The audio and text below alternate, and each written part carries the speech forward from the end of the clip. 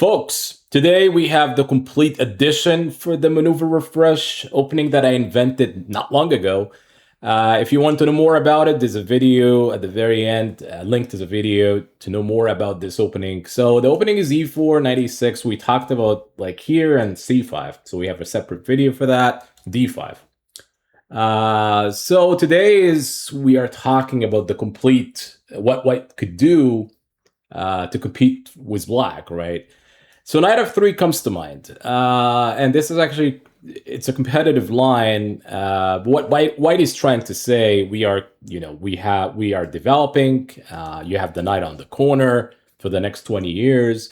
We are saying no, we are competing toward this, the center. So here we do have to take, and obviously here white could take back. That's one way. And then the concept here is to play d6. It almost feels like it's some kind of Sicilian with knight being on a6, but obviously we are trying to come up with new ideas, right?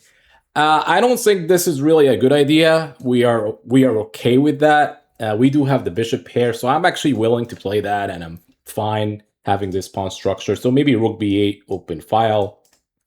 We may have the bishop pair, bishop b7. So that's fine. Your opponent could, go for that. Most of your opponent might do this. You might think this is like a good thing for white, but it's not necessarily true. Black has compensation for that. Now, what other moves, there's other moves that maybe, white could do, and one of them is here. And that's actually a logical move. So here you do need to remember there's a specific move order here. And I tried to make this opening as a system-like opening, so you're memorizing but understanding the concept. We are not looking for like 20 moves deep here. We are looking for like a system-like, and it's something that you could always play and enjoy, right? And your opponent doesn't know much about it. So the idea is to play here. It's not necessarily we are going, concerned about this move. We are trying to play e6. So we are maneuvering the knight. Again, this is a maneuver refresh opening, meaning that we are maneuvering the knight from one square to another squares, right? So knight c7 is actually the idea. So white could do a lot of moves. It's like bishop e2, like bishop e3. So let's say bishop e2, just to give an example here, and we are doing a6. So let's say he castles, we have this kind of concept that, he could do, but then the point of this whole thing, what we are trying to do is we are trying to play e5. So that's a concept, is we kick the knight out and then we start developing. d6 could be weakness, it could be, but to be determined. It's not easy. So I feel like we're competitive still here. We play knight f6, and here I'm letting the people play from here because there's different ways of playing. Eventually you're gonna get your knight activated at some point. So I feel like this is a concept that we are dealing with here, that it's equivalent to the other lines that I was talking about where we play e5. So e5 is really the core of the whole thing, is to try to play e5. And by the way, you could do it in different order here. Like here, you can still play e5. The point of a6 here, you might ask yourself why I'm playing a6. Because if you go so fast, like here, maybe knight b5 is annoying. As a matter of fact, like knight b5 is probably, white has an advantage moving forward. We are trying to stop knight b5, so when we play e6 here, let's say here, e5, there's no knight b5. So he has to retreat back, something like that.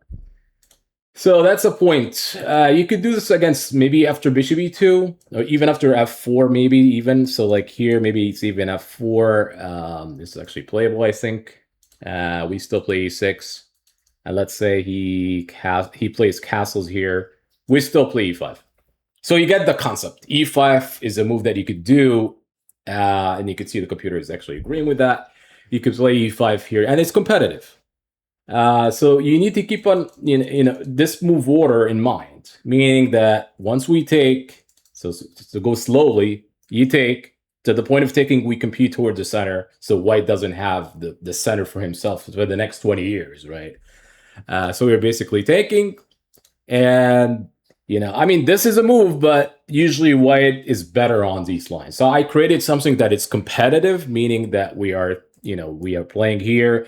Now I was trying to get this to work, but there's always like e5, which is concerning. White would have a strong plans here after e5. So the best idea that I could come up with, and it's invented by me, it's d6 to stop e5. We don't, worry about this kind of stuff, and bishop here is met by that. So we are pretty much fine with this. So there's another way. There's another way here after c5. What happens? Actually, knight of 3 again. So what happens if he takes with the queen? I'm trying to not complicate things for you guys. I'm trying to make things easier.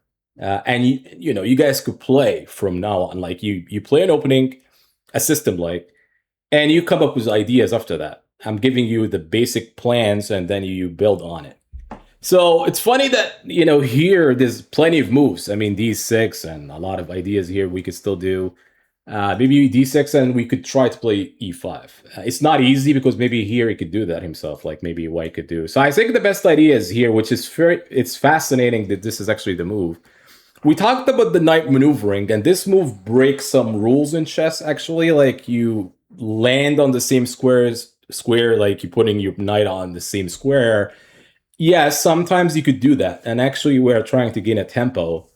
So if you think about it this way here, knight c6. So we got back the knight from a6 to c6. It's white still usually, this line is slightly better, but we could play this on. And that's one way to play. I don't want to overcomplicate lines, but you could come up with ideas after here. So after knight b8, that's actually the system like. So we could maneuver. So we know that we could maneuver from here. In the previous line that we go here, just to refresh your minds, guys. Refreshing your minds about this one, that we play d6, right? And then he plays here and then here. So that's maneuvering, one way to maneuver. The other one is maneuvering to knight b8. So that kind of address, we are addressing this kind of situation. We have talked about this one. So there's another line, and it's more interesting one. So if you play c5, we already know what to do against d5. In the previous video, we talked about it. So we talked about d5, knight f3. But what about this move? This one is actually interesting because white is basically saying, you take, I take. I have a strong center. And if you have a strong center, white has to be better. Think again, because we can still take. I don't mind this take. This is actually common in this opening. You take, it's always going to be the compensation that we are looking for. The two bishop pair, the rook on b8, open file. We do have, yes, double pawns, but it's a compensation for that. I don't think this is the right way. I mean, I don't even want to talk about it, because it's not practical that queen takes here. I think white has to take towards the center. I mean, you could argue that this is playable, but I'm not a fan. Maybe after here, I feel like here, the computer doesn't like it. We could actually play knight b8. I mean, we could do this with knight c6. It's funny how we are maneuvering in this kind of structure, and then we are back to black might be just fine after knight c6, and I think it is fine to play like this kind of stuff. So I don't like this move. I just don't. It doesn't make too many sense for me that when you have the opportunity to take toward the center, you don't, right? So that has to be the best move by far. This is actually a serious control over the center. It almost feels like it's a modern defense, but we don't have this g6, bishop g7, which is a modern defense. But we have the knight on e6 instead. So here you do have to compete towards the center. Any other moves here would lead to white is just dominant here in the center. And the best move is here. So you're basically saying, I am competing just like you are. You're not going to have the center for the next 20 years. We still competitive on this center. So again, it's pretty okay. I mean, here you could probably take, and then it's, things, you could see the computer doesn't even like it. We have enough competition here. It's pretty obvious that the competition is easier for us, and we have a good game from here. So I think the best idea is actually this kind of move. And you do have to remember that after this, you do have to play, I think, this knight b4 activity now. So you're maneuvering the knight. And again, this is all about maneuvering. I mean, it's funny that we go for knight b8, knight c7, and knight b4, depending on the line. So this move is okay. I mean, if he plays here, we are back to knight c6. And it's very competitive from here. I don't think white has an advantage or anything. I mean, white could be slightly better, maybe a little bit of space, but nothing crazy. I believe that white could do this. This is probably the more practical way of dealing with this kind of ideas. And here you have to remember that black need to play something like that. This is actually the invented idea, is to make this whole thing works. So the point here, and I have to like explain it because people might say, what happens if you play here? Think again. Think again about the next move. You might say, here, we have that. You know, we could do this and win the rook. But what you didn't see, or you don't know, maybe that could be takeable. So the idea is here, and bishop check, and then you're looking at this kind of situation. You do have to give your queen because there's nothing blocking. And then we have this kind of structure. And now this is just simply winning now. Oh, close to winning. I mean, that white, it has to be not winning, but white is much better. We're not going for this. This is going to be the bad version for this line. What we are doing is maneuvering back. Knight c6. And here we stay competitive. It almost feels like it's some kind of Caro-Kann here with bishop f5 and e6 kind of ideas. But you do have to remember not to go for this one because there's a tactic here, and bishop b5, we just go backwards. And, you know, it's the same thing if we go here, we still play this kind of stuff. And also here, if he plays, let's say, for example, here, bishop b5, we could also play knight c6. Or we could play bishop d7. I think bishop d7 here is probably more practical. We could leave the knight on b4 and bishop b7 here. D7, excuse me, it's more than enough. Any kind of trades here is good for us. And now we are equalized. We don't have to worry about anything. So that's something you need to remember. If our opponents do this kind of stuff, we play here. So we know that this move is met by knight b4. The reason of knight b4, you quickly want to get your knight activated in better square, right? And then knight c6 and, you know, bishop f5. Depending on when, like, you don't want to rush so fast playing knight c6. You want to develop your bishop first. Now, there's a different move. So we talked about takes, but excuse me, e5. What if he takes, right? I mean, what if he takes? What if he takes here? So that's fine to see. I am not a fan of this move because it doesn't give white like a serious control, like for the pawns. Like, he has a good setter now. The setter is not 100% intact, and it's not that great, I don't think. We just play here. So the point here, it's we are going for d5. So let's say he plays here. We don't have to rush by taking because maybe there's bishop b5 idea. We just play knight f6, which is pretty good. Not here, and you have to remember that g6. And the idea is we take on d5 at some point.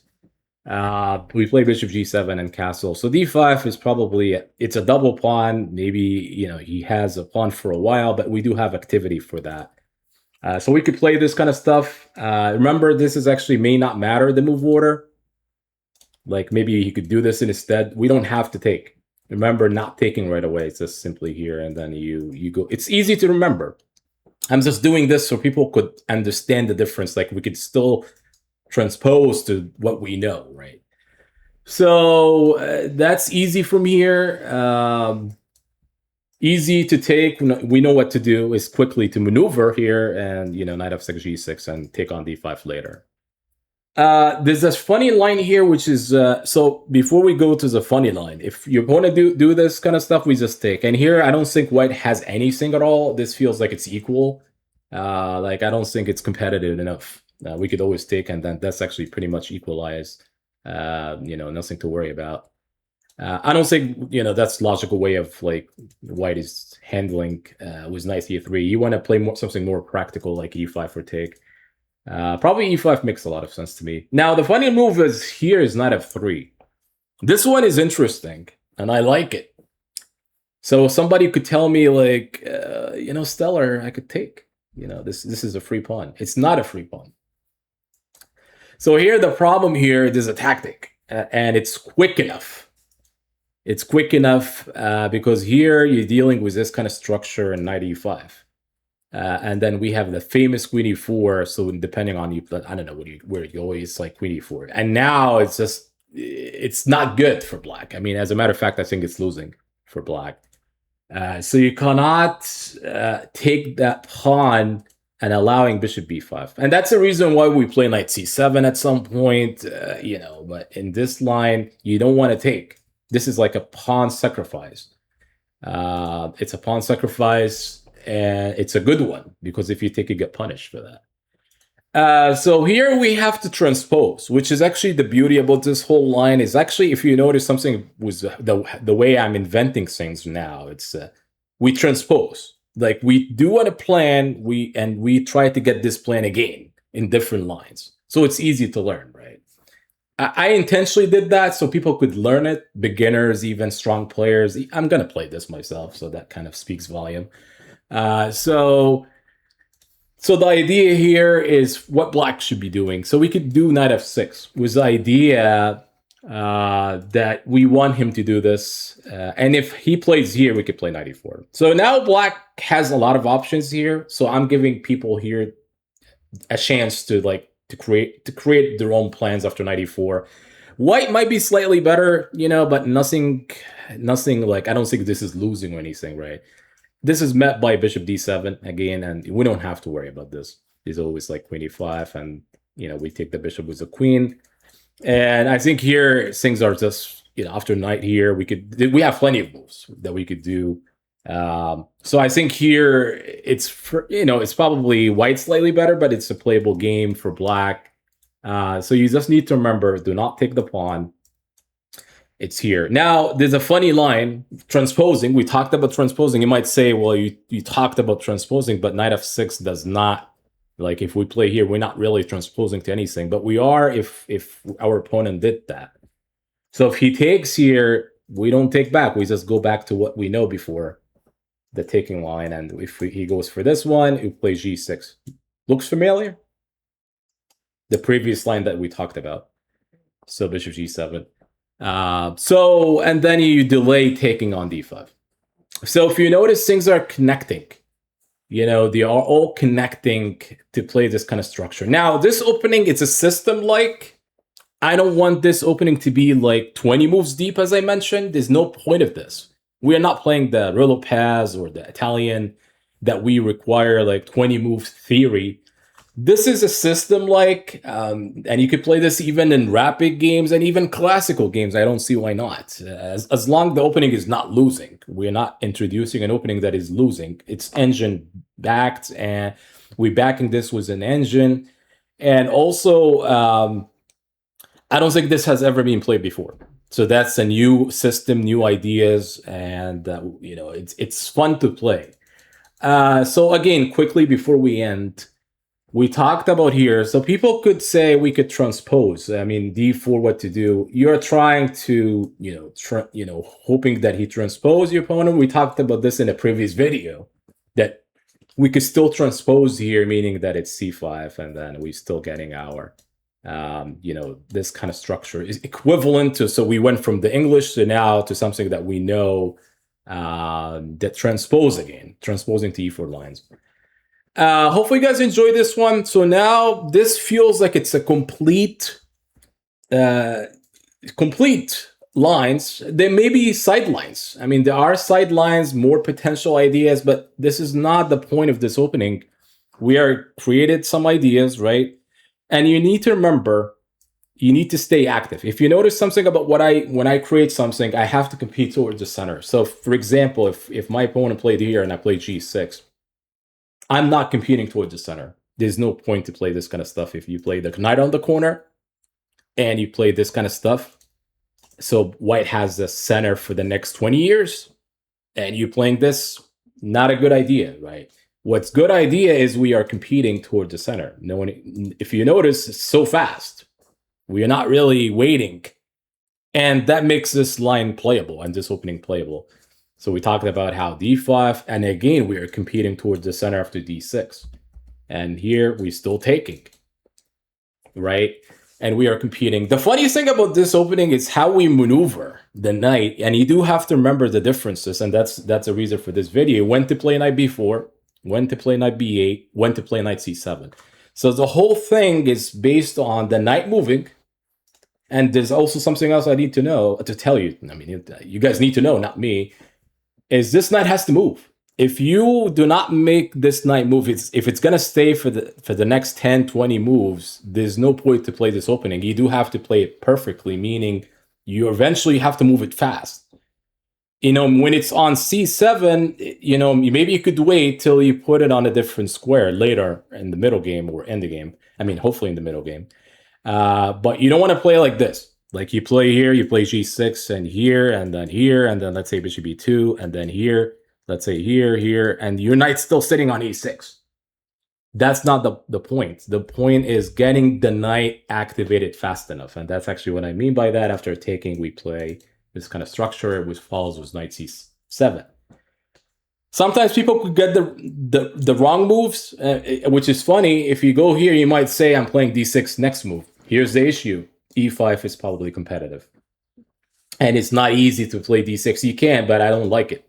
I think here it's probably bishop f4, and I think white actually gaining some momentum here. White should have a good advantage. And that's the reason why I had to spend some time to come up with good ideas and not giving an opening where white is just simply gonna be, you know, have a good ideas and winning positions out of the opening. It doesn't make sense, right? So you just need to remember the move order is key. When to play d6, when to play d6, you know, like when to play from here, when to play d, you know, also here there's a move order thing. May not matter, but again, you need to like play this. That's actually marked my the difference. Like the difference here is to get the knight out and then d6, e5. Hopefully you guys enjoy this one. Now that we have this opening with all the lines, again, there are some sidelines. There's possibilities for white to change move order. It doesn't matter much. We talked about the main ideas, right? At least the main ideas matters the most. So since we have this video with all the explanation, now we're gonna play it. I'm gonna play it, and you know, even against strong players. Now that we have the ideas, we could apply it on our games, and then hopefully, you guys play it and see what happens, right? And enjoy. You could play this in all-time control and enjoy playing it, and enjoy, you know. Thank me later. And remember, folks, this is all educational stuff, learning. So like the video, follow the channel. And, you know, I'll see you by the next video.